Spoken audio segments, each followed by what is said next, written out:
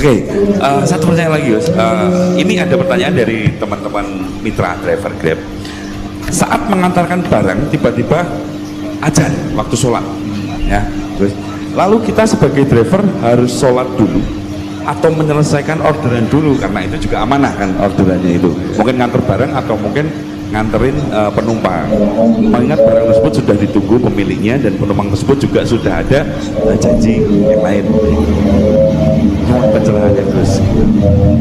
Begini ya, ini kan fikih sosial ya. Saya jawab, ini memang harus pakai fikih, nggak pakai rasa. Seorang lagi pakai fikih, nggak pakai rasa. Waktu sholat itu kan banyak ya, diantaranya maghrib dan isya, duhur dan asar, terus subuh sendiri. Ya, dan zaman belajar fikih, orang belajar tasawuf ya.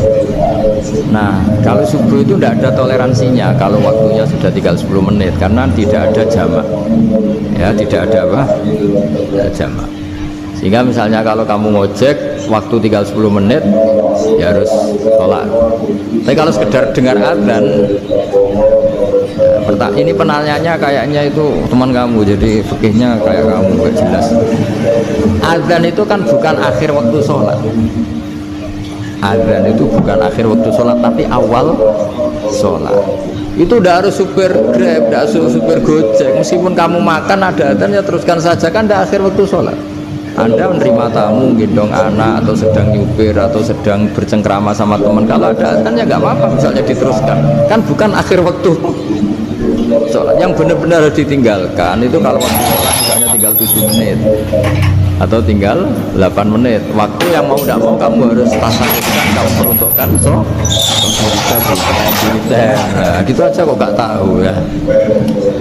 Nah, lalu misalnya, kalau pertanyaan tadi mestinya kelasnya itu kelas afdoliyah, utamanya gimana? Kalau wajibnya belum ada karena kan waktunya masih panjang. Jadi pertanyaannya bukan wajibnya tapi sebaiknya, karena ini semuanya belum mendesak kan.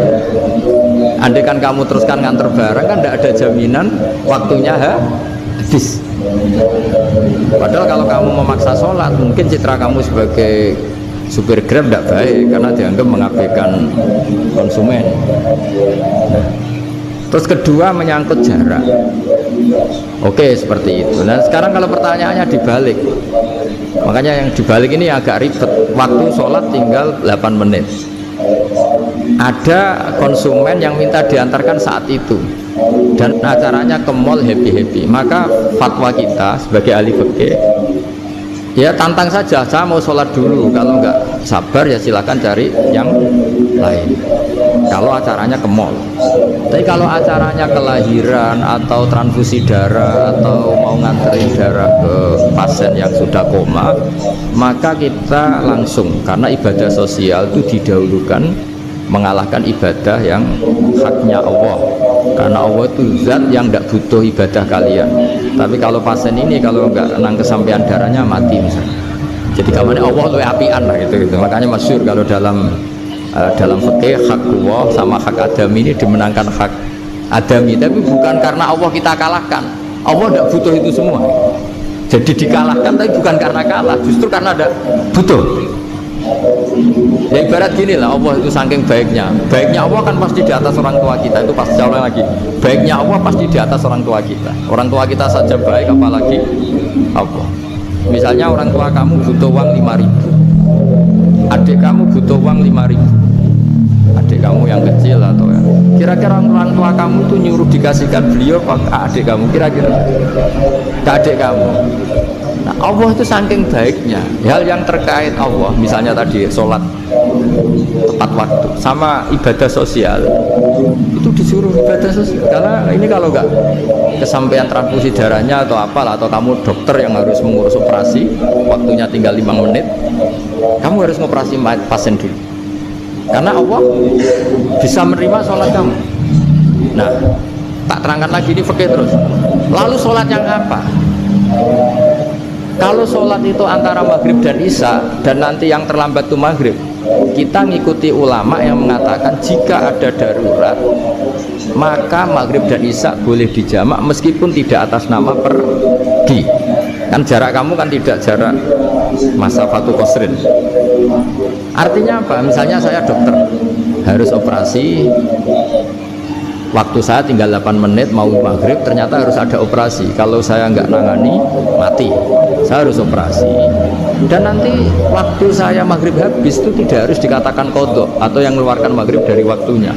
Bisa saja menurut ulama dianggap boleh dijamak takhir dengan isya karena kondisinya masih waktu jam'in. Begitu juga zuhur dengan asar. Tapi kalau waktunya itu asar, tinggal 8 menit, kemudian harus ada operasi, ya kita operasi, waktu asar kita mungkin sampai maghrib, namanya qadha yang dimaafkan Allah. Ya namanya tetap qadha karena asar gak bisa dijamak dengan maghrib. Jadi ini fikih ya, jadi jawabnya harus jelimet. Jadi saya ulang lagi ya, tadi kan pertanyaannya dengar adzan. Kalau adzan kan waktunya masih panjang, apalagi misalnya maghrib kan waktunya kan taruh saja ada waktu seperempat jam. Ternyata andekan kamu antar hanya butuh waktu 7 menit, kan nggak ngefek sama nyanda. Terus kalau driver umpamanya dapat Ini yang tanya kamu mewakili itu loh. Kalau ada driver dapat orderan food ngantri makanan tapi makanannya non halal, itu fikih berpripun? Nah, makanya itu tadi kamu tahu betul kalau itu non halal loh. Kalau itu sudah tahu pasti non halal. Nah, iya, daging Tyrannosaurus ya makanya tadi itu memang PR kita di semua profesi. Saya ulang lagi, itu PR kita di semua profesi. Jadi ya itu makanya pentingnya istighfar tuh di situ tuh sudah kita sebagai ulama menghalalkan tidak mungkin, mengharamkan kamu juga demo, ini pekerjaan Gus. Tapi yang jelas itu tidak bisa dihindari. Ya sama lah seperti orang di bis itu. Kadang-kadang kan didoain semoga semua penumpang hasil ke tempat masing-masing, dan kalau ada copet berarti kan doain copet juga hasil tujuannya. Jadi di semua profesi itu resikonya. Makanya tadi saya bicara tentang fikih, kaidah umumnya menolong maksiat itu ya bagian dari maksiat, menolong taat itu bagian dari taat. Mau tidak mau harus ada hukumnya. Setidaknya barokahnya tahu hukum. Kalau kita salah belum istighfar gitu, sudah salah nggak merasa salah gitu. Jadi barokahnya tahu hukum itu paling enggak kan kita ya istighfar lah. Kan ya tadi seperti paket misalnya, kan ada saja orang paket yang jelas-jelas barangnya itu haram, tapi atas nama profesionalitas kan mungkin tetap dikirimkan, tapi barokahnya ngerti hukum dia istighfar. Nah, tapi karena kalau kita menyarankan sudah ada usah pekerjaan yang lain banyak nanti kan rai-rai potongan tawakal dikandani ngono kan ya repot. Nah kalau kita kiai guys gak apa-apa wis pangeran sugih. Mun sampean kok terus nuntut. Gus saya karena fatwa jenengan saya sekarang miskin, ini gimana pertanggungjawabannya? Ya ribet kan. Tapi saya ulang lagi, itu seninya ngelola kehidupan semuanya seperti itu. Jadi makanya kita nggak pernah berhenti berdoa Robbana dzolamna anfusana, karena dalam sisi semua hidup kita pasti ada unsur nggak benernya kan. Ya saya ulang lagi, pokoknya kaidah umumnya itu menolong taat itu ya ikut bagian dari taat, menolong maksiat ya bagian dari maksiat. Tapi ya tadi ya kita harus istighfar kan. Cuma tadi yang jelas-jelas maksiat dan kita tidak tajassus. Saya ulang lagi, tidak tajassus itu neliti wong nanti jelimet. Misalnya ada perempuan mau ngojek ke sini ya jangan terus saja, jangan tanya detail itu apanya mbak, hubungannya dengan kamu apanya wah ya ribet kali kan dikepo ya tidak perlu gitu. Hanya sudah umumnya orang saja. Nah, lama-lama juga gitu, kalau ada bapak-bapak main di siapa pak tahu tujuannya laki apa perempuan pak, sudah nikah mana pak? Sudah nikah pak, saya sudah nikah gitu kan.